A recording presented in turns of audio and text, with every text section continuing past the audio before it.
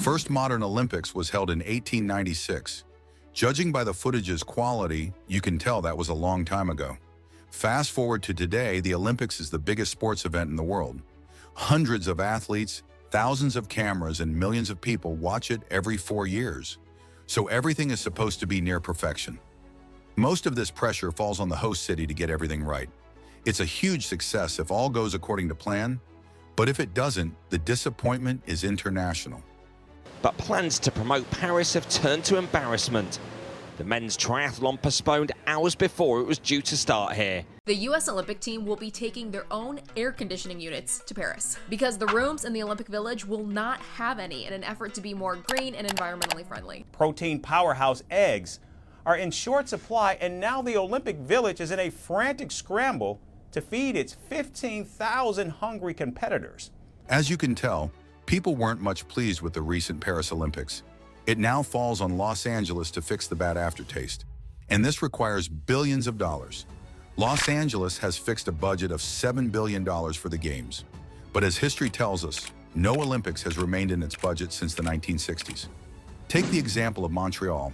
Montreal started with a budget of $124 million and ended up spending $1.5 billion. The 2012 London Olympics had a budget of $5 billion. In reality, they spent $15 billion. Now this one does make sense since they hired James Bond for the opening night. Even one of the cheapest Olympics cost around $8 billion. The only exception to this was the 1984 Olympics in LA. This event earned a profit of over $200 million, a figure unheard of in Olympic history. As LA prepares to host the Olympics once again, expectations are all-time high. Will it overshadow its previous performance? Or will it walk away with a big debt and an even bigger embarrassment?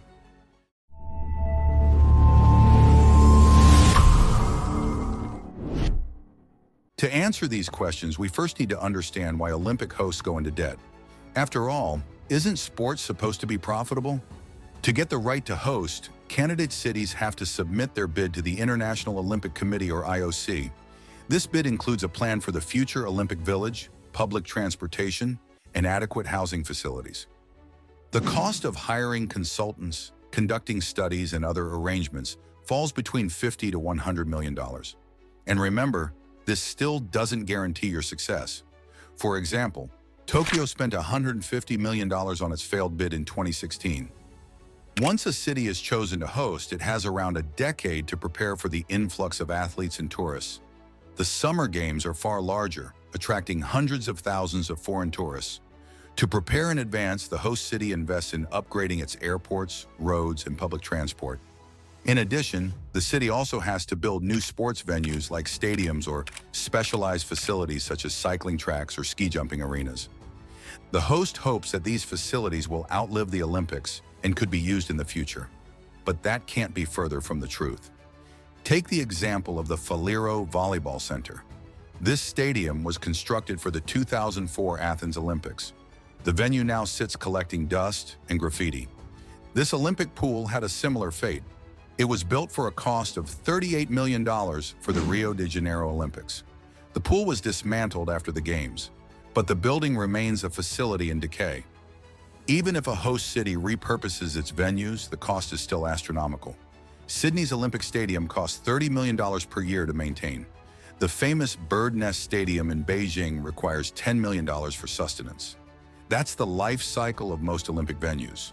One day, they are jam-packed with crowds, and the next day, they become a white elephant. Now, surely there must be other ways that a host can earn, right? The biggest revenue is generated by broadcasting rights that are distributed to 100+ countries. The sad news is that more than half of this money goes to IOC. In fact, broadcast rights account for 60% of the IOC's revenue. So what's in it for the poor host?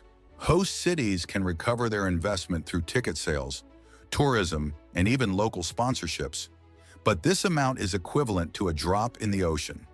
In 2008, Beijing generated $3.6 billion in revenue from the Games.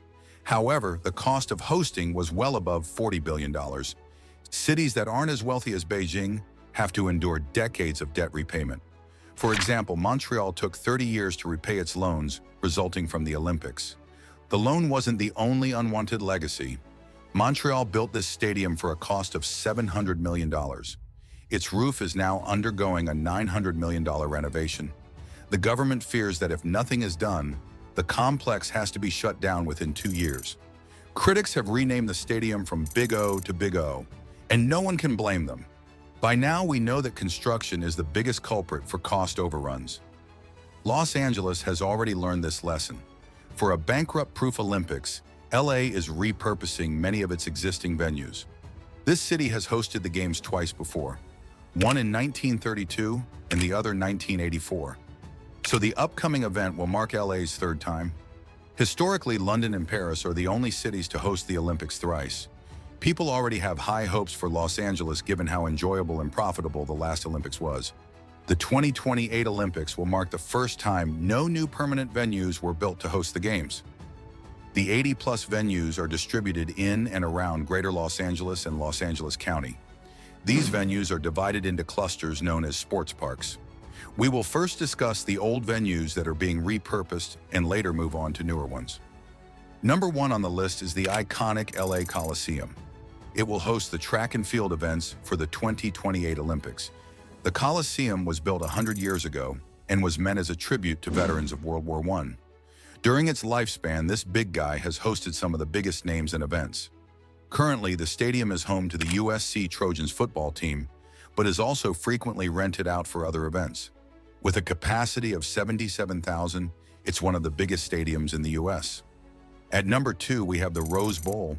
It will host soccer matches for men's and women's tournaments. The stadium is currently undergoing an $80 million makeover. This will include a new field-level club, better seating, and a new video board, which would be one of the largest in the country. Both the Rose Bowl and the LA Coliseum will become the first stadiums to have hosted 3 different Olympiads. For water sports, we have the Exposition Park. This venue will host diving, swimming, and water polo. This pool was built in the 1930s exclusively for the Olympics. Together, these venues will bring alive the spirit of past Olympics and show the world what true Los Angeles is.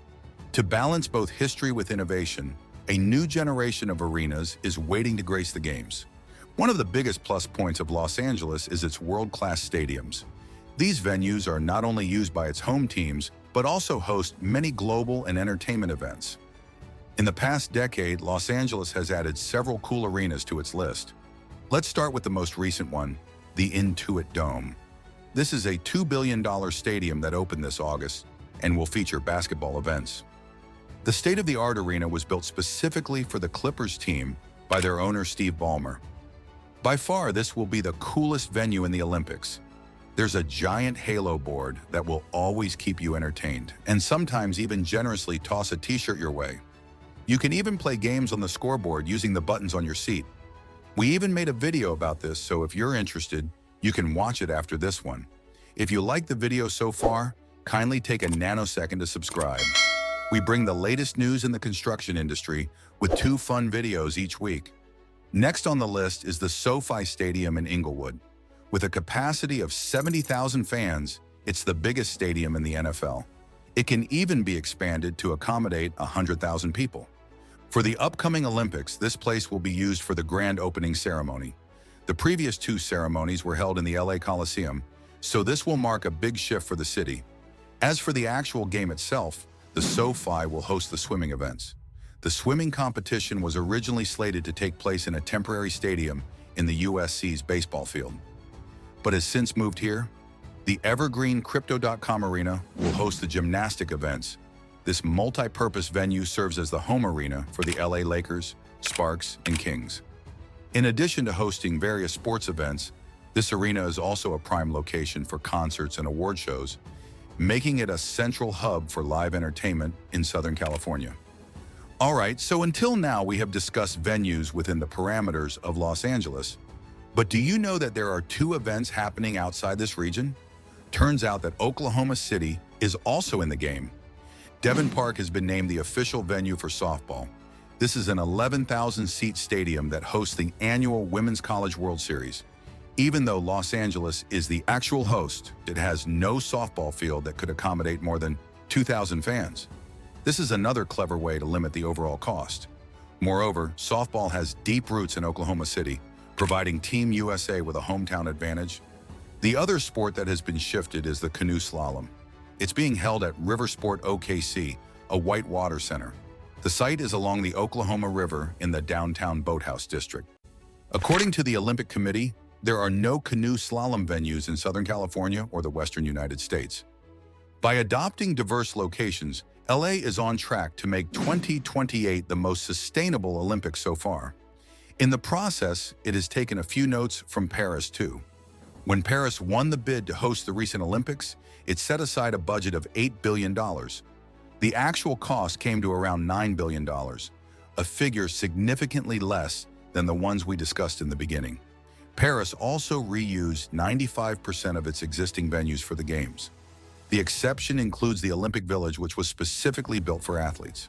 The village alone cost around $1.8 billion to build and features 82 buildings. However, Los Angeles is not in the mood to make anything from scratch. In fact, it will utilize the University of California, or UCLA, as the Olympic Village. It sounds shocking at first, but it isn't. The UCLA is like a mini metropolis of its own. It has world-class dining facilities and recreational areas like gyms, pools, and lounges. Some of its sports facilities like Drake Stadium or the Acosta Athletic Complex will be repurposed for athlete training.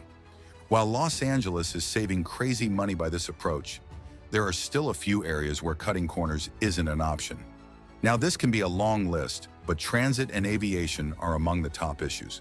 As a result, LA is investing $40 billion to refine its transport experience. Take a look at how it's being done in this video. Anyway, thanks for watching, and we will catch up in the next video.